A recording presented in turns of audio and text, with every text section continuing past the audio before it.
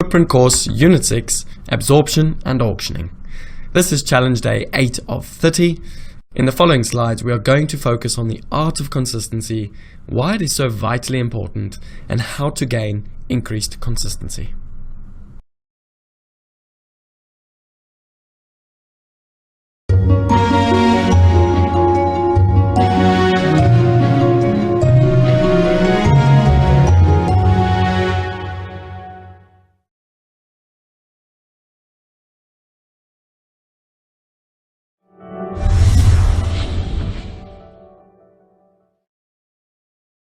The first and most important, action plan, or the step in the action plan is to understand the power of a consistent approach. Okay, now this is a bit like religion, right? Most people struggle with the concept of religion and the concept of faith simply because they kind of want to see a result almost. They want to see, if I was religious, what would all the great things be like? What would all these wonderful things, appear like? They want tangible almost. Okay, now. It's the same with the art of consistency, right? You have to believe in the actual process. You have to believe and understand that through a consistent approach, ultimately, you're going to get rewarded at the end. Okay, now, you would have only seen this if you've actually ever stuck to a consistent approach. And I'm going to share a really nice example with you tonight, something that I've gone through personally, and hopefully you can, not just sort of take away from it, but also apply this to your own situations. Okay, so the first thing to understanding the power of a consistent approach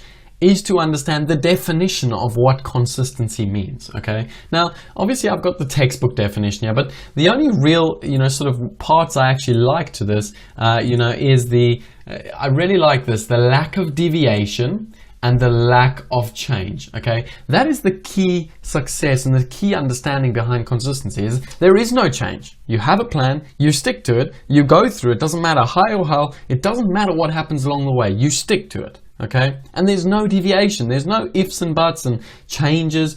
That is, if you can stick to those things, a lack of change and a lack of deviation, ultimately you're going to have achieved a consistent approach. Okay, so the second step in order, on the process to getting more consistent, right, is you need to set a big picture goal, right? Now, I'm not talking about, in 1 year's time, I want to be a millionaire, okay? It's a simple goal. And the example I'm going to use, when I move on to the next slide, as I'll show you here, is the goal of a half Ironman, okay? It's no secret, a lot of you that have been following me for a while, I'm training for a half Ironman, and I'm relating to this training I'm going through, to developing a consistent plan, okay? So, set the big picture goal. What is it ultimately? Where do you want to be 12 months from now? Where do you want to be a year from now? What is it that you're trying to achieve? Okay, make that goal nice and simple, nice and objective, nice and easy to understand. What is it? Okay, write it down on a big piece of paper and stick it up on the wall so you know where you're ultimately heading toward. Then, and this is where the key comes in, you need an exact action plan. Okay, now for me with regards to this half Ironman, it's pretty straightforward. I've got a training program. The training program's been developed for me. I simply follow it. I know exactly how long my program is. I know what time I'm committing to the program. I know the place and I know the activity. There's very little I can deviate from this plan. Why? Because it's an exact plan. Right? The plan is simply like following a recipe. It's a step-for-step process. Okay? You need to do the same thing in your trading. You have to set out an exact action plan. Now, that can be an action plan of routine. That can be an action plan of, just simply, being able to do a debrief at the end of every single session for 3 months. Okay? But set an exact action plan with the time, the place, and the activity. And don't allow for any deviations. Remember, the lack of change and the lack of deviation is what consistency is all about. Then, accountability. You need to determine and find some way to make yourself accountable to this exact action plan.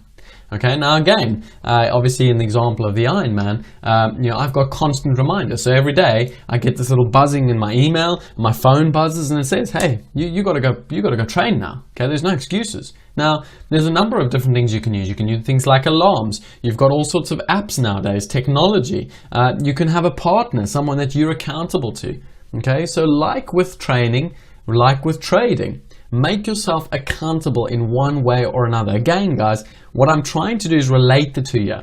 I want you to take each one of these, the accountability, the exact plan, the big picture, the understanding, and I want you to apply them to your individual situation. It doesn't matter if you're a trader, it doesn't matter if you're an accountant, it doesn't matter. The steps to become consistent are the same. Then, make sure that you set simple, small, achievable steps every single day. This is the number one, sort of step in the action plan that almost 90% of people fail, including myself. Okay, I've failed by, with action plans probably so many times in my life, I cannot begin to tell you. Right? It's only now that I've been on the other side, that I've seen, an approach that works, that I'm able to relate this to you. Okay, so make sure whatever process action plan you put in place, it is simple. Okay, it's not complicated. It's not, I'm going to do 3 things today and then 1 thing tomorrow, and then, I'll try something. Keep it simple. All right, keep it short every single day, 30 minutes, commit, make the commitment. Okay. And make sure they're achievable steps. Don't overcommit. Right? It's that overcommitment that when you fail to achieve, that you lose motivation, you drop off, and ultimately the action plan, falls away. Okay, so that's the next step. Don't overachieve. You don't want to be an overachiever. Consistency is not about overachievement. Okay, that's a fallacy that, again, you look at, for instance, these YouTube videos and, these sportsmen on the television, you think, wow, these guys are overachievers. I'm going to have to go out and overachieve now to become like them. No. Okay, they followed the exact same action plan that I'm showing you. All right, they started with simple, small, achievable steps. Over time, they were able to overachieve as a result of having an action plan toward consistency. All right. Don't overtrain. And again, this is related to training, but this is trading. You do not want to be sitting on a trading floor 14 hours a day. Right? You can only realistically be focused for 7-8 hours a day. Okay, realistically. So just accept that every day you can only do so much. Don't overachieve, don't overtrain, and never overcommit. Okay, don't come out saying, bang, 7 days a week, I'm going to focus on my trading, I'm going to spend an hour every single day, because ultimately it's not going to work in the long run. You need the balance, you need the ability to get away and experience and enjoy life, okay? Don't overachieve, don't overtrain, and don't overcommit. Then, create the feedback loop. This is so crucial. You need that feedback loop that's constantly coming to you saying, well done, excellent, you did this. Well done, excellent, you did this. Well done, excellent, you did this. You're progressing, you're progressing, you're progressing. You're achieving, you're achieving, you're achieving. Okay, you need that constant feedback loop that's giving you an overall summary of 1, where you started, 1, where you're headed, and how you're getting there, the steps you're taking. Right? It's that feedback loop that gives you the motivation. It's that feedback loop that's constantly telling you, actually, shit, I'm starting to feel a bit of consistency coming. I'm actually starting to feel good about this. Wow, I'm starting to feel strong. I'm starting to feel like this is really working. And that, when you start to feel that little bit of a positive feedback loop, that is what drives you to take it a step up and ultimately, get towards where you want to be. Then set the motivational cues. Now, so crucial along the way. There are going to be points in time where you just cannot be asked. You cannot be asked to be consistent anymore. Why? Because it's tiring. You're not seeing the big picture anymore. You're just not feeling it anymore. Right? So set the motivational cues, whether that's a motivational statement, why I started this in the first place, whether that's, writing about someone that matters to you. Set that motivational cue. Okay, you have to have some motivation for why you're doing what you want to do.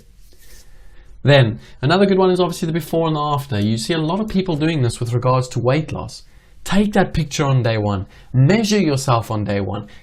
Make sure you know where you've come, because you never ever want to go back there again. Okay, that's what the motivational cue is about. It's so you can lean on it when things get tough. Then push the boundaries within each effort. Now, this is the beauty of this little simple step, okay?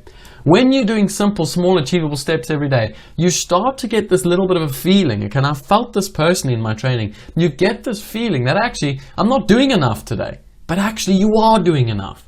And the fact that you feel that you're not doing enough, all right, that's the time to take a step up and push as hard as you can within those small achievable steps that you're taking every day. Because it's when you step out of that boundary within each one of those efforts that you're experiencing real growth, but you're doing it within a smart action plan.